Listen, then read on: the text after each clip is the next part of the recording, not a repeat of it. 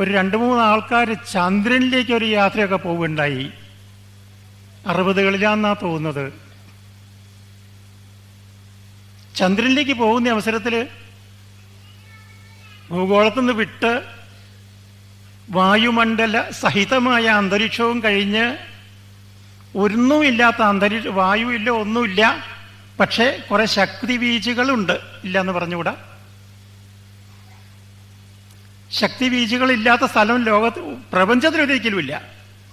അതെന്തോ ആവട്ടെ, നമ്മൾ കാണുന്നൊന്നുമില്ല, ഇല്ല എന്ന് വിചാരിക്കാം, ഇല്ല എന്ന് പറയാം. അതുകൊണ്ട് അങ്ങനെ അതിലൂടെ അങ്ങനെ പോയി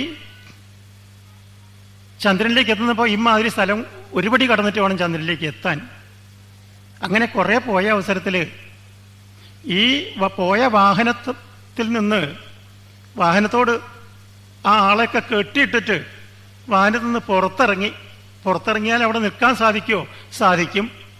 കാരണം ഭൂമിയുടെ അരിയത്താവുന്ന അവസരത്തിലാണ് ഈ ഘനം അല്ലെങ്കിൽ തൂക്കമൊക്കെ ഉള്ള വീഴുകയൊക്കെ ചെയ്യുക.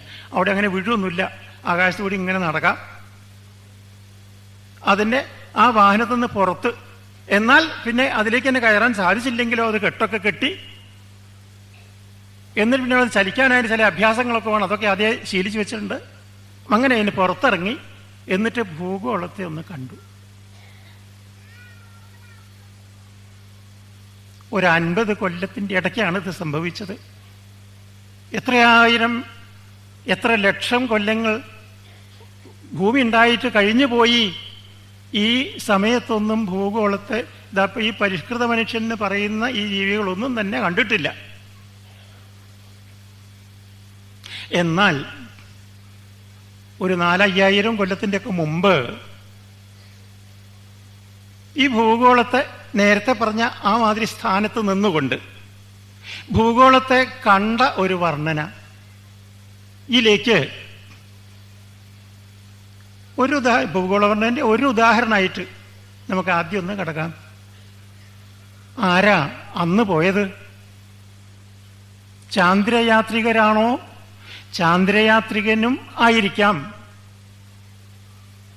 അല്ല, കുജയാത്രയാണോ? അതോ നിശ്ചല്ല. പോയ ആളാരാ? കർദമ പ്രജാപതി, ഒരു മഹാതപസ്വി എന്നേ പറഞ്ഞുകൂടും. ജീവിതം മുഴുവൻ തപസ് തന്നെ, അതിയായ ശക്തി വിശേഷമുള്ളയാള്. വിചാരിച്ചാൽ വിചാരിച്ചത് ഫലിക്കും. അദ്ദേഹത്തിൻ്റെ ഒരു ഭാര്യ ഉണ്ടായിരുന്നു, ദേവഹൂതി. ഇദ്ദേഹത്തെ ശുശ്രൂഷിച്ചുകൊണ്ട് തന്നെ ദേവഹൂതിയുടെ 3/4 ജീവിതവും കഴിഞ്ഞു, സാമാന്യമട്ടിലെടുത്താൽ. എന്നാൽ ഇങ്ങനെ ഇത്രയൊക്കെ കാലമായിട്ട് ഈ ശുശ്രൂഷയിലൊക്കെ ചെയ്ത് അങ്ങനെ മതിയോ, ഭാര്യയല്ലേ എന്ന് കരുതിയിട്ട് ഭാര്യയുമായിട്ട് അല്പമൊന്ന് ഭാര്യയെ തൃപ്തിപ്പെടുത്താൻ വേണ്ടി കർദമ പ്രജാപതി എന്ത് ചെയ്തു? ഒരു വിമാനം അങ്ങോട്ട് സൃഷ്ടിച്ചു. ആ വിമാനത്തിൽ ഈ ഭാര്യയുണ്ട്, ദേവഹൂതി ഉണ്ട്, കർദമനുണ്ട്, പോരാ വേറെ കുറെ ദാസിമാരുണ്ട്. വളരെ വലിയ ആർഭാടത്തിലാണ് അതിൽ കയറിയത്. എന്നിട്ട് അതിൻ്റെ പോക്ക് കേട്ടോളൂ. ഭ്രാജിഷ്ണുനാ വിമാനേന കാമകേന മഹീയസ വൈമാനികാൻ അത്യശേത ചരൻ ലോകാൻ യഥാനിലഃ. ഭ്രാജിഷ്ണുനാ വിമാനേന, ആ വിമാനം അങ്ങനെ വെട്ടിത്തിളങ്ങുന്നുണ്ട്. Made in where? Made in കർദമാസ് മൈൻഡ്.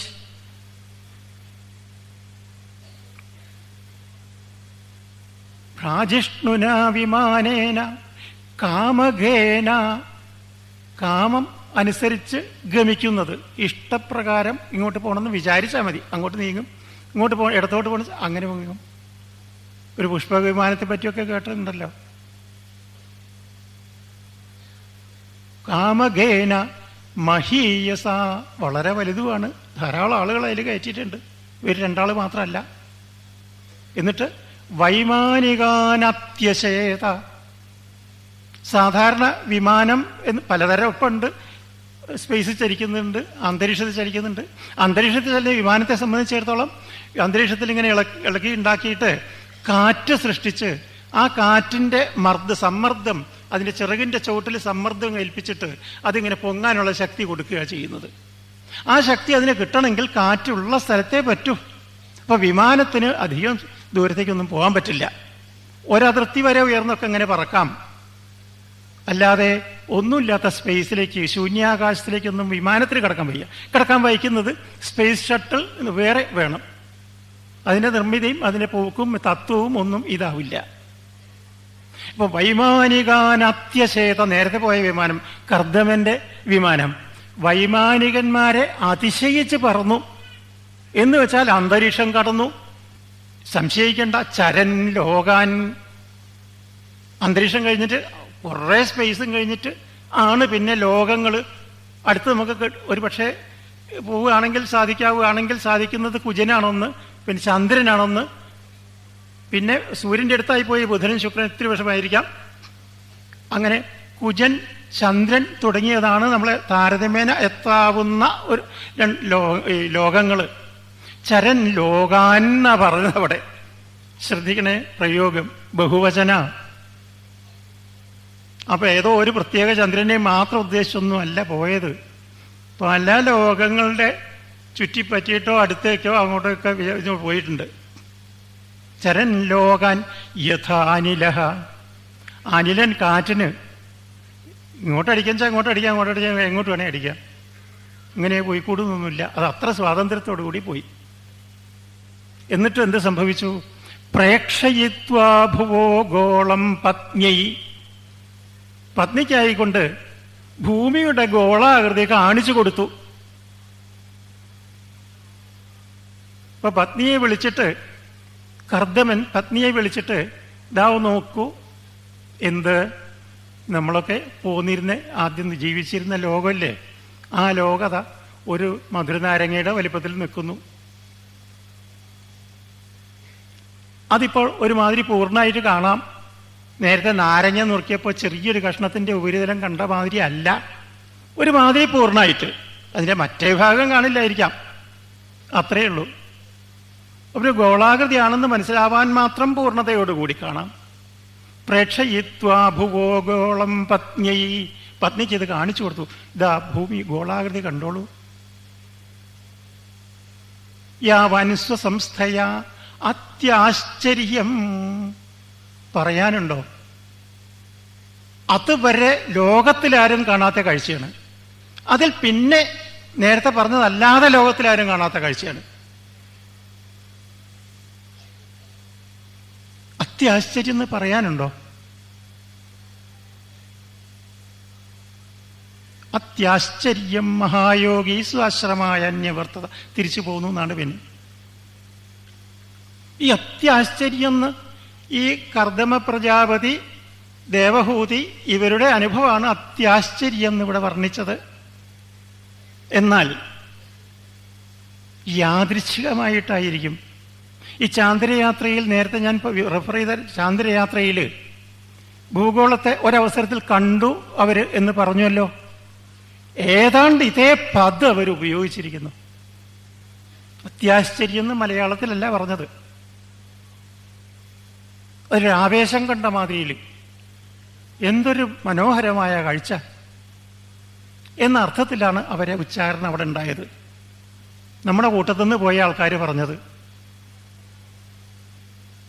ഇത് രണ്ടും കൂടി ഒപ്പിക്കുന്നത് എന്തിനാന്ന് വെച്ചാൽ ഇതൊരു യഥാർത്ഥമായ അനുഭവമാണ്.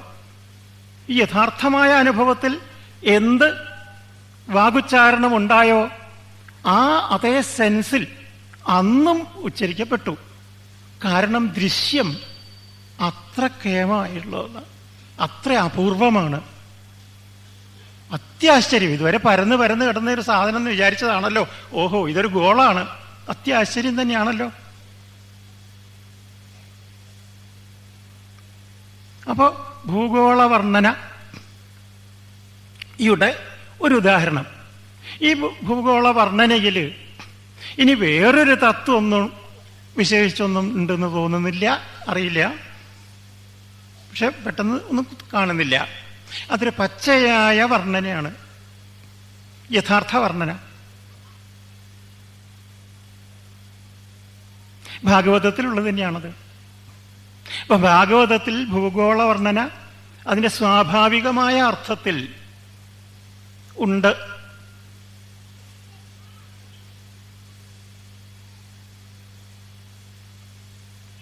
ഇനി ഈ ഭൂഗോള വർണ്ണന എന്ന് പറഞ്ഞാൽ ഈ ഭൂഗോളം എവിടെയാണ്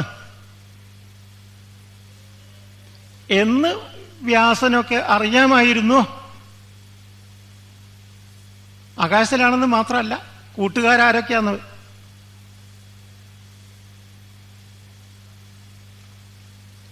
അതും വ്യാസൻ വർണ്ണിച്ചിട്ടുണ്ട്. അണ്ഡമധ്യഗത സൂര്യോ ദ്യാവാഭൂമ്യോർയദന്തരം. ഈ സൂര്യനും കുറെ ഗ്രഹങ്ങളും എല്ലാം കൂടി കൂടിയിട്ട് സൗരമണ്ഡലം എന്നോ സൗരയൂഥം എന്നോ എന്നൊക്കെ നമ്മളിപ്പോൾ പറയുന്നതായ ആ വ്യൂഹം, ആ വ്യൂഹത്തിൽ ഒരംഗമാണ് ഭൂമി എന്ന് മാത്രമല്ല, ആ അംഗം എല്ലാം കൂടി എടുത്താൽ ആരൊക്കെ ഉണ്ടതില്? എന്താണ്? ബുധൻ, ശുക്രൻ, ഭൂമി, ചൊവ്വ, വ്യാഴം, ശനി, പിന്നെയും കുറച്ച് ചിലവൊക്കെ ഉണ്ട്. അതല്ലാതെ ചെറിയ ചെറിയ കഷ്ണങ്ങളുണ്ട്. ഇങ്ങനെ പലതും ഉണ്ടായിരുന്നു.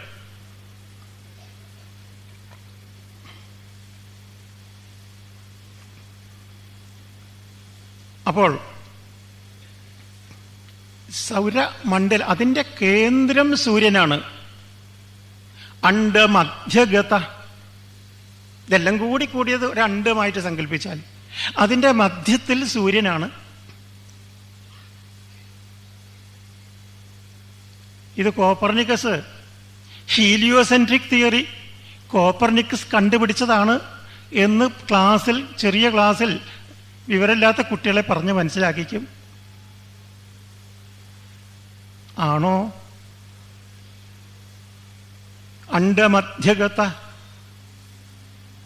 ഹീലിയോസെൻട്രിക് തിയറി അല്ലേ?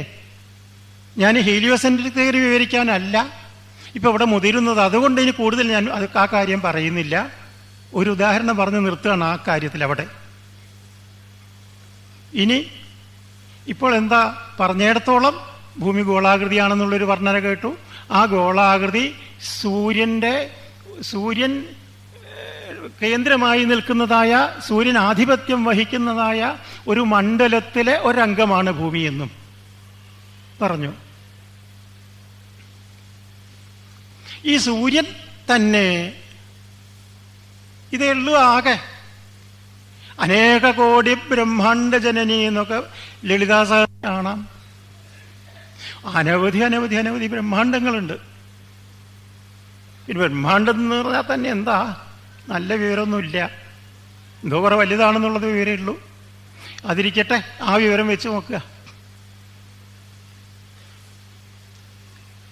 അനേക കോടി ബ്രഹ്മാണ്ഡങ്ങൾ എന്നുവെച്ചാൽ സൗരയൂഥങ്ങൾ എന്ന് പറയാ സൗകര്യത്തിന്. സൗരം എന്ന് പറഞ്ഞാൽ സൂര്യൻ എന്ന് നമ്മളെ സൗകര്യത്തിന് പറയുക. നമ്മളെ ഏറ്റവും അടുത്തുള്ള നക്ഷത്രം സൂര്യനാണ്. നക്ഷത്രമാണത്.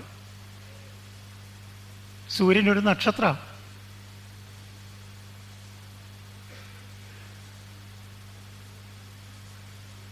അഗ്നേ ആ സൂര്യം രോഹയോ ദിവി എന്ന് വേദത്തിലുണ്ട്. അഗ്നേ നക്ഷത്രം അജരം ആ സൂര്യം. അഗ്നേ അതായത് ചൂട് എന്നിവിടെ പറയുന്നത്. അവിടെ നക്ഷത്രം അജരം. ഭൂമിയൊക്കെ പെട്ടെന്ന് ഇല്ലാണ്ടായി പോയാലും നക്ഷത്രമൊന്നും അങ്ങനെ ഇല്ലാണ്ടായി പോകില്ല, അത്രയും ദീർഘകാലം. അജരം ആ സൂര്യം, സൂര്യൻ വരെയുള്ളത്. രോഹയോ ദിവി, ദിവി ആകാശത്തിൽ. ഇതൊക്കെ മുളപ്പിച്ചല്ലോ നീ. ഈ പ്രവർത്തന ശക്തി അല്ലയോ പ്രവർത്തന ശക്തി, ഊർജമേ, നീ നിരവധി നക്ഷത്രങ്ങൾ ജനിപ്പിച്ചു. കൂട്ടത്തിൽ സൂര്യനെയും ജനിപ്പിച്ചുവല്ലോ ആ കൂട്ടത്തിൽ ഒരു നിരയിൽ.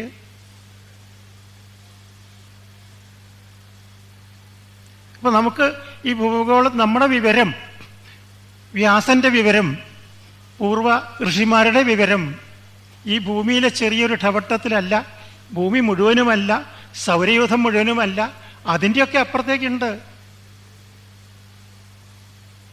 പ്രപഞ്ചത്തെ ആകെ നോക്കിക്കണ്ട ആളുകളാണ്.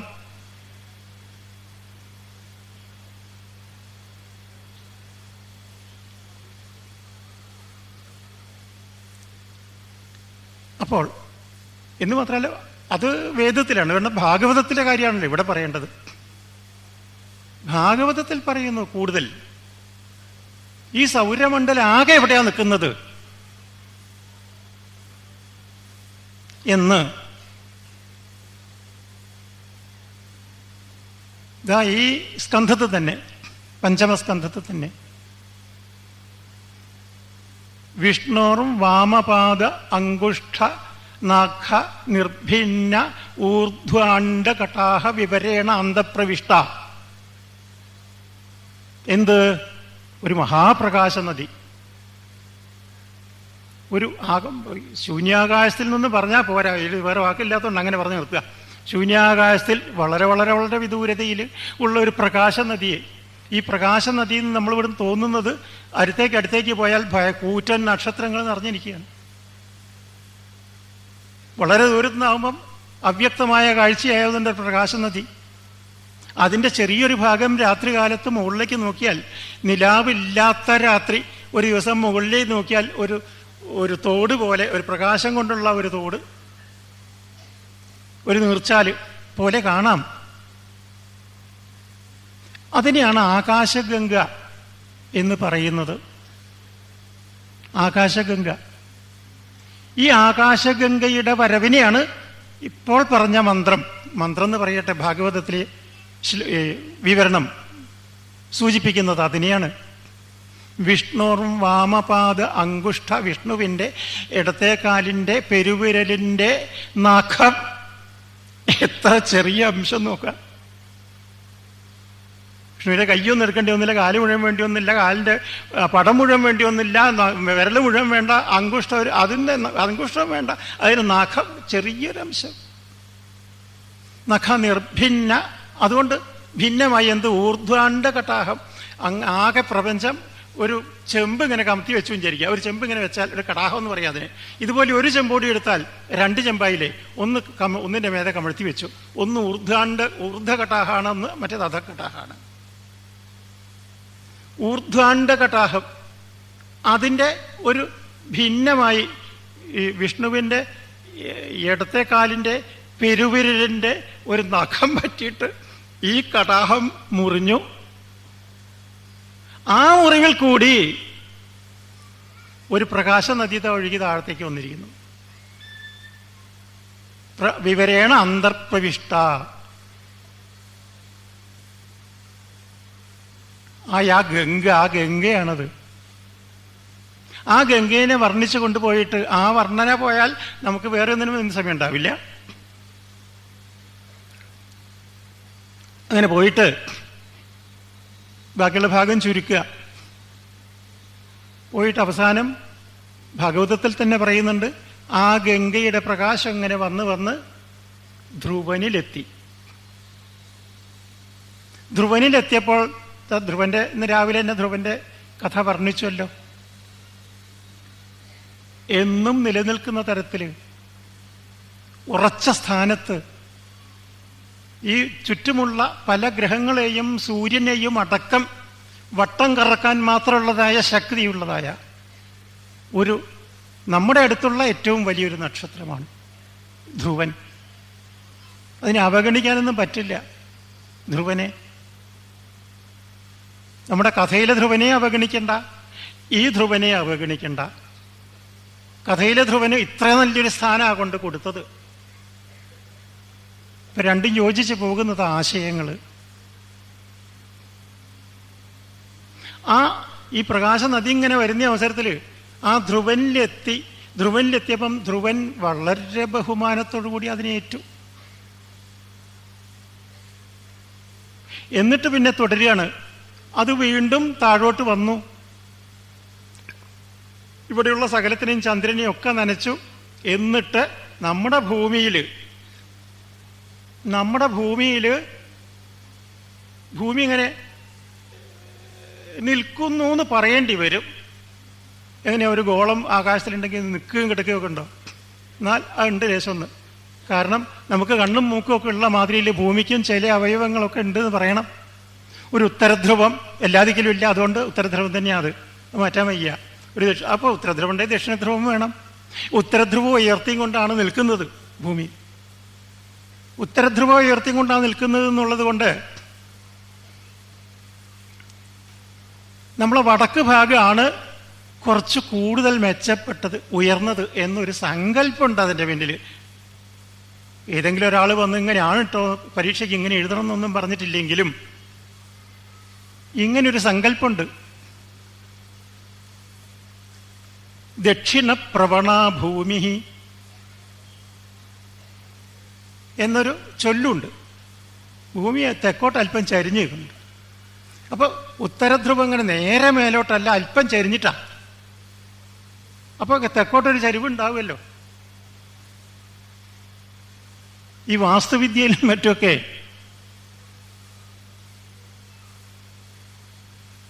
വടക്കോട്ട് ചെരിഞ്ഞിട്ടോ കിഴക്കോട്ട് ചെരിഞ്ഞിട്ടോ ആവണം സ്ഥലം എന്നൊക്കെ പറയാറുണ്ട്. ഇവിടെയൊക്കെ എത്തുമോ അതിൻ്റെ അടിസ്ഥാനം നിശ്ചയമില്ല, നോക്കേണ്ടതാ.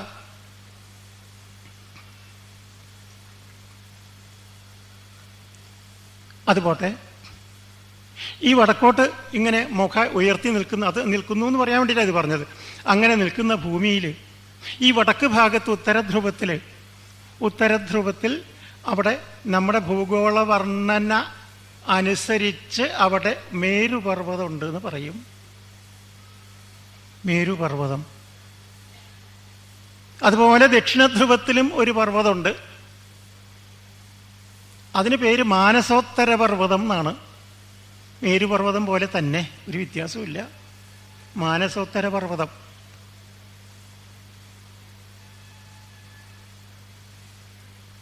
യാവൻ മാനസോത്തര മേർവോഹം അന്തരം താപതി ഭൂമി എന്ന് ഇതുണ്ട്, ഭാഗവതത്തിൽ തന്നെയുണ്ട്.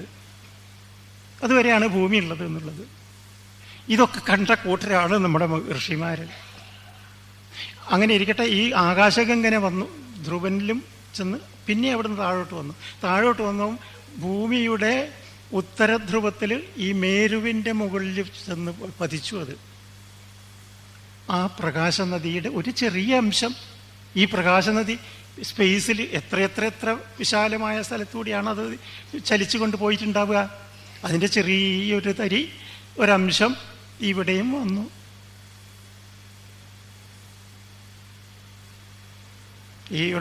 ഈ വലിയൊരു ലൈറ്റ് ഇവിടെ വെച്ചിട്ടുണ്ടെങ്കിൽ നമ്മുടെ ചെറുതായിട്ട് നമ്മൾ വായ വിളിച്ചോ എന്തേലും പറയാം, അപ്പം അതിൻ്റെ ഉള്ളിൽ കിടക്കില്ലേ, അതുപോലെയൊക്കെ തന്നെയുള്ളൂ. അത്ര ചെറിയൊരംശം ഈ മേരുവിൽ പതിച്ചു.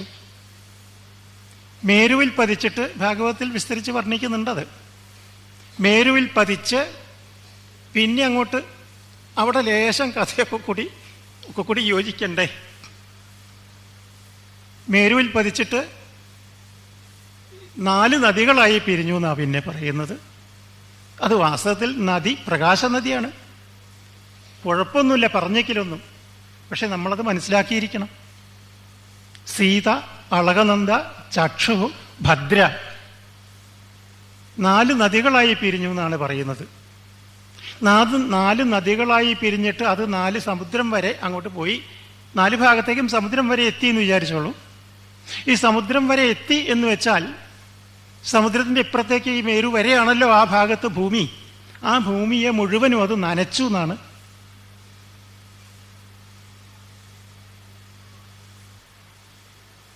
അപ്പോൾ ഭൂമിയുടെ 4 ഭാഗത്തേക്കും പോയിട്ടുമുണ്ട്, 4 നദികളുമുണ്ട്. അപ്പോൾ ഈ ആകാശഗംഗ വന്നിട്ട് ഭൂമിയിലെ ഉത്തരധ്രുവ ഭാഗത്ത് അങ്ങോട്ട് മുഴുവൻ നനഞ്ഞ് അത് പ്രകാശം ചൊരിഞ്ഞിട്ടുണ്ട്. പിന്നെ നമ്മൾ അതിന് ആകാശഗംഗ എന്ന് പറഞ്ഞു. തത്തുല്യ പദവി കൊടുക്കുന്ന ഒരു നദി നമുക്ക് ഗംഗ എന്ന പേരിൽ വേറെ ഉണ്ട്. നമ്മളെല്ലാറ്റിനും എപ്പോഴും ഒരു ഈശ്വരാംശം കാണുകയും അതിനൊരു മാഹാത്മ്യം കൊടുത്തുകൊണ്ട് വർണ്ണിക്കുകയും ചെയ്യുക. അത് വെറും ഒരു വർണ്ണയായിട്ട് കരുതാതിരിക്കുക. അത് നമ്മുടെ മാനസികമായ മേന്മയ്ക്ക് ഉപയോഗപ്പെടുത്തിക്കൊണ്ട് വല്ല സങ്കല്പം അതിൻ്റെ പിന്നിലുണ്ടാക്കുക. ഇത് നമ്മുടെ പതിവാണ്, അതല്ലേ വേണ്ടത്.